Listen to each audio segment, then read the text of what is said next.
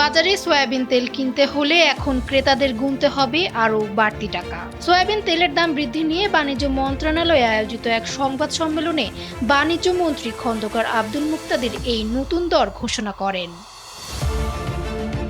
সংবাদ সম্মেলনে বাণিজ্য মন্ত্রী জানান, প্রতি লিটার বোতলজাত সয়াবিন তেলের দাম ১৯৫ টাকা থেকে বাড়িয়ে ১৯৯ টাকা করা হয়েছে, অর্থাৎ প্রতি লিটারে বেড়েছে ৪ টাকা।